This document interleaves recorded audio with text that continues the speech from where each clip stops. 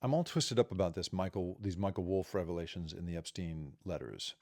So, if you don't know, Michael Wolff is a longtime writer, has written a number of books about Trump, wrote a book about Rupert Murdoch, and is one of these guys who's just very good at getting in the room and developing a relationship with the person he's going to profile. I met him once. We both worked at a magazine called The Industry Standard back in the '90s, very very briefly, and I met him. I met him very very briefly. I remember him having absolutely no time for me at all. Was the vibe I got from him. Uh, but in these Epstein emails, he is in them actively giving advice to Epstein as to how to use his relationship with Donald Trump for Epstein's advantage or disadvantage and to burnish his media image and not. At one point, he says to him, I understand. This is Wolf writing to Epstein. I understand that CNN. I've been tipped off that CNN is going to ask Trump about his relationship with you after a debate. This is in 2015, after the debate, um, and and then Epstein writes back, well, if we were to use that, what would we, how would we use it?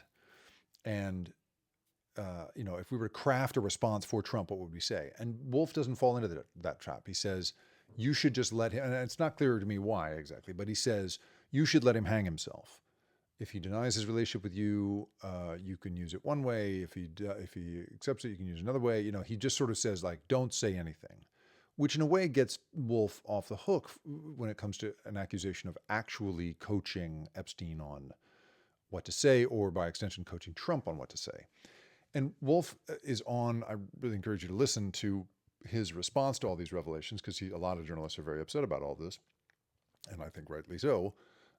But he's on the Daily Beast podcast called Inside Trump's Mind, I think, Inside the Mind of Trump or something, where he and the Daily Beast's editor-in-chief, Joanna Coles, talk each week about Trump.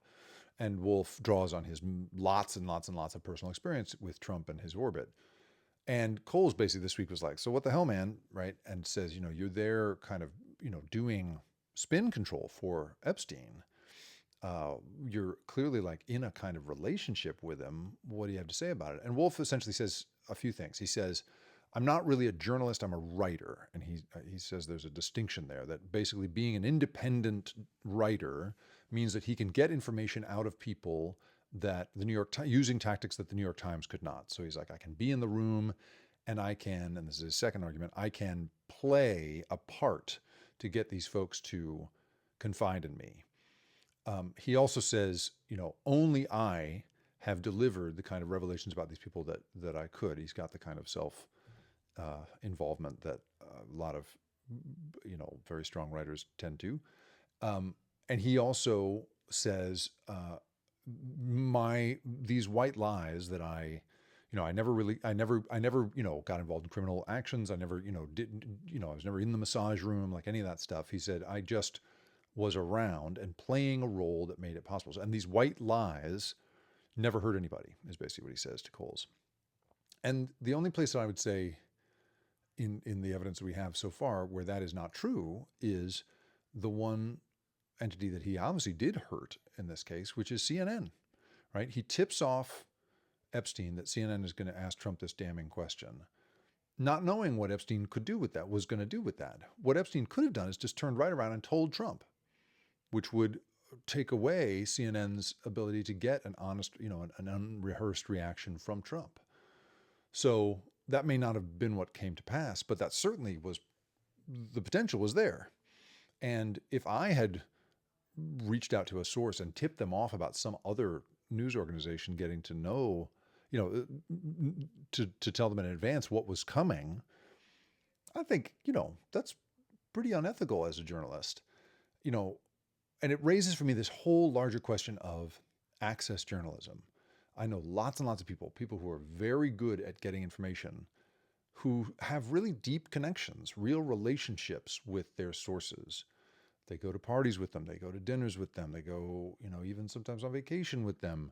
At the very least, they're in, regular kind of text communication. And this may speak to my limits as a journalist, but like, I just have never had those kinds of relationships with people because they just make me deeply uncomfortable. I don't like the idea that anybody tells me anything that I'm not allowed to then go ahead and tell the world, because my job is to communicate what is being communicated to me. And if I'm not, if I'm having conversations with someone that are never going to see the light of day, I'm essentially engaging in a conspiracy with that person against my audience.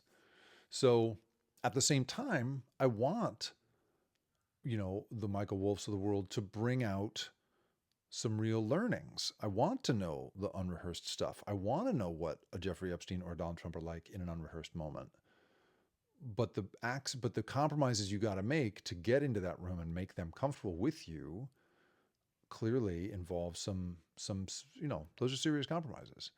So I honestly don't know how I feel about this, and but I it feels to me like a line has definitely been crossed in this particular case, but a world in which no journalist crosses that line or no writer crosses that line is maybe a world in which we get to know less information.